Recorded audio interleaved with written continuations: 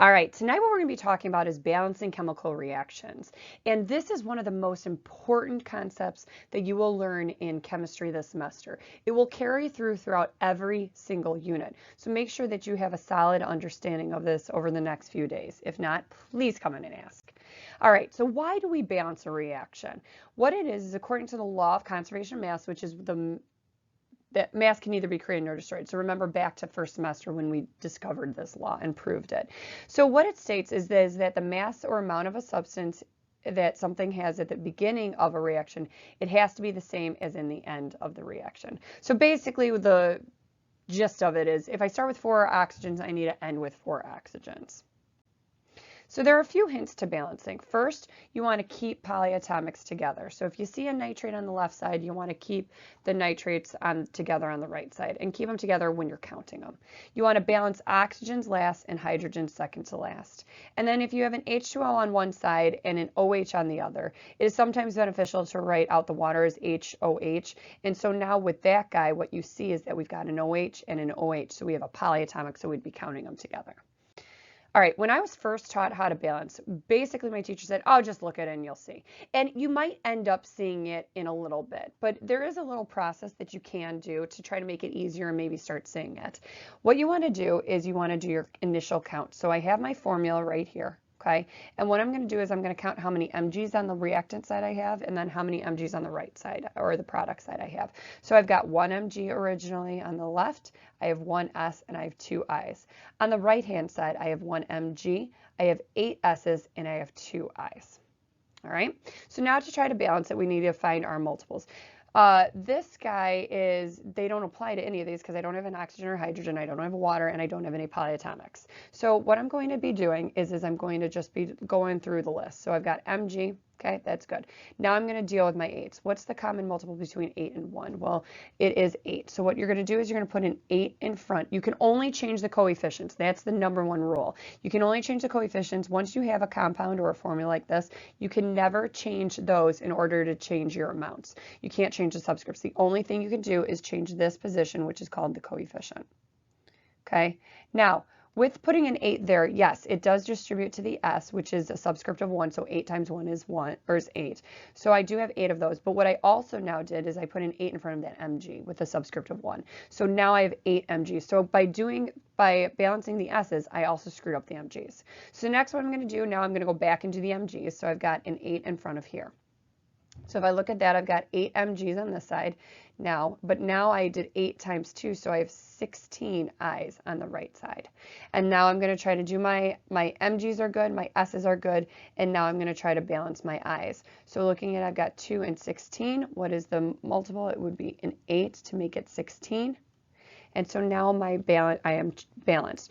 What I would always recommend is that you always recheck your work. So I have looking at this, I'm going to erase it. So I've got 8, 8, and 8. I'm going to redo my balancing count. So I've got 8 mg's on the left. I have 8 mg's on the right. I have 8 S's on the left. I have 8 S's on the right. I have 16 I's on the left, 16 I's on the right. So I am good to go. You don't usually put a coefficient of a 1 in here, but that is what it is. It's an understood 1. All right, let's try another one. This one actually has the polyatomics that we were talking about. So notice I have an acetate on the left and I have an acetate on the right. So what I'm going to do is when I'm doing my counts, I'm going to keep it together like that. All right, so doing my counts, Na's got 1, Cl's got 1, Mg's got 1, and acetate has 2. On the right-hand side, I have 1 Na, I have 2 Cl's, I have 1 Mg, and I have 1 acetate or C2H3O2s. All right, so now going there, I personally like to balance my polyatomics first. They tend to help the other ones work out. Not always. These are always tips. They're not like foolproof, so just to let you know. But I'm going to try to do my acetates, and so I need to change this to a 2, which changes my acetate to a 2, but it also changes my sodium count to a 2. All right, so my acetates are all balanced. Now I'm going to work on my NAs because it's written first and I don't have any more polys and I don't have an oxygen and I don't have a hydrogen. So I'm going to put a 2 in front of this guy, which makes my Na count to a 2, and then distribute that 2 to that Cl. So now I've got 2. Looking at my counts right here, it looks like 2, 2, 1, 2, 2, 2, 1, 2. So I think I'm balanced, but I'm going to recheck. So I've got 2 NAs on the left, 2 NAs on the right. I've got 2 Cls on the left, 2 Cls on the right. 1 Mg on the left, 1 Mg on the right, 2 acetates, and then because of that distribution, 2 acetates. So I am good to go. I can put 1s in front, but we tend to not do that. All right, combustion. We don't know what a combustion reaction really is, but what I'm going to tell you is that it ends in carbon dioxide and water. We will be learning this in a few videos from now. But so combustion are where you end up with carbon dioxide and water. Why we're separating them is because they tend to be a little bit harder to balance. This one in particular is easy, but this is where this step number 2, hint number 2 comes into play, where you balance your oxygens last and your hydrogens second to last. So I'm going to do my initial counts, 1, 4, 2, and then on my right side I've got 1, 2. Now O's are a little tricky because I've got 2 here, but I've also got that 1. So total on the right side I have 3. So I'm going to balance my carbons first because that's the rule, because we want to do oxygens last, hydrogens second to last. So carbons are first, they are already balanced. Now I'm going to do hydrogens because oxygens are last and hydrogens are second to last, and that's all I've got left. So now I'm going to I look at my 4 and my 2, and so I'm going to put a 2 in front of this water on the right-hand side. Why? Because then that would make that count to a 4, but what it would also do is distribute out that oxygen. So I've now got 2 O's plus that 2 times 1, so 2 plus 2, so I have a total of 4 oxygens. So now what number can I put in front of this oxygen on the left in order to make it equivalent to 4 is a 2. So this would be a 1, 2, 1, 2. Okay, let's try a harder combustion reaction. So keep polyatomics. Once again, it's not going to really come into play on this one because we don't have polyatomics for combustion reactions. The balanced oxygens last will come into play and hydrogen second to last.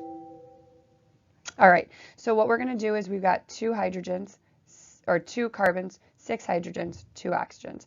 On the right side, we've got 1 and 3 and 2. All right, so I'm going to balance my carbons first because that's not oxygen or hydrogen, so I'm going to put a 2 in front of that. What that does is makes that a 2, but it also makes my oxygen count at this time 4 plus 1, so that would be a total of 5 on the right-hand side. I'm now going to balance my hydrogens because that's where between oxygen and hydrogen, you want to do hydrogen first. So but between 6 and 2, I need to put a 3 in front of here, which would make that 6. But now I've totally changed my oxygen count. So I've got 2 times the 2, so 4, plus that 3 times 1, so 3, which is 7.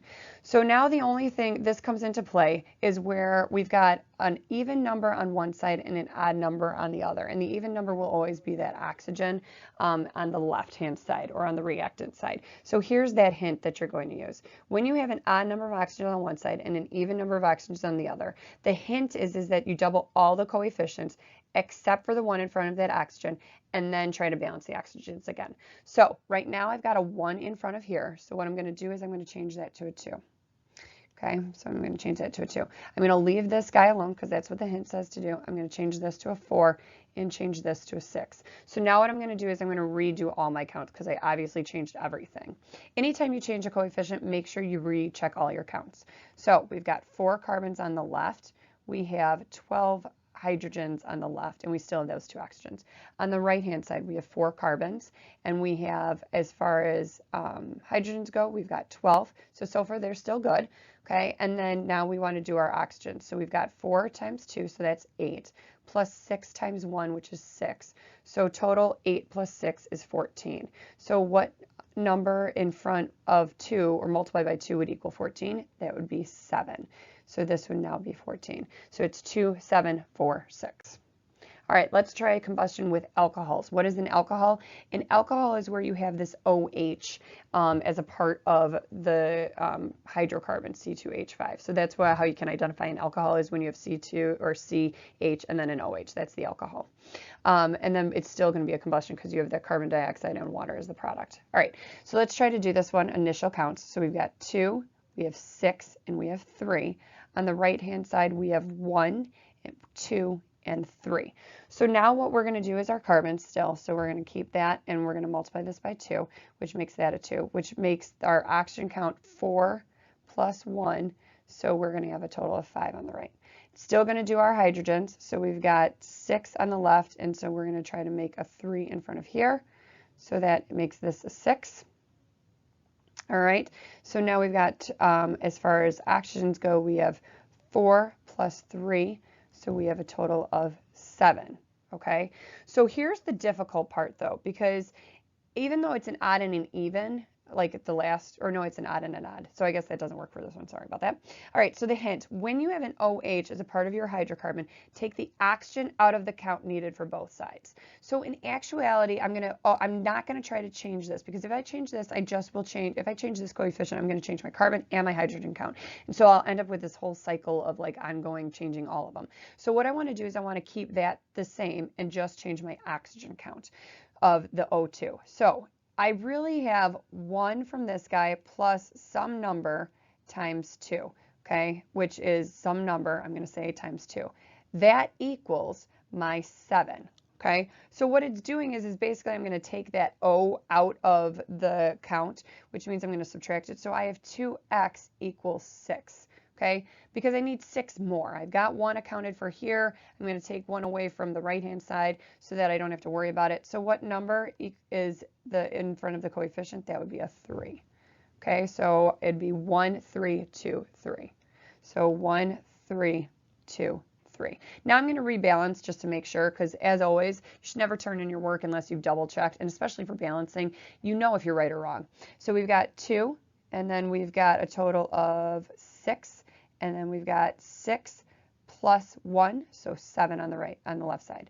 On the right side, I have 2, and then for hydrogens, I have 6, and then we have 4 plus 3, so that is a total of 7. So I am balanced. The only other thing that I need to tell you is, let's say I had in front of here 2, 6, 4, and 6. And what you need to do is when you look at that, you can reduce it by 2. You do want the most reduced balance reaction. I will be taking off points if it is not reduced. Okay, it's very similar to that ionic property. You want it as reduced as possible. So that's why you would need the 1, 3, 2, 3. Now sometimes when I'm balancing it, I end up with this, and that's absolutely fine. I did it perfectly fine. Sometimes it's easier to balance when you have had a double amount. But if you ever get that, make sure that you check to make sure that you can or cannot reduce it. If you can reduce it, you do. And if you can't, then you just leave it. All right, hopefully you have a basic understanding of why we need to balance reaction due to the law of conservation of mass. And then also a little few tips and tricks to kind of do it. Now, do you need to show this work on your tests or quizzes? Absolutely not. If you can see it, then do it. It's going to save a lot of time. But if you can't balance it, then absolutely go to these counts. It does help in the end. All right, have a great evening.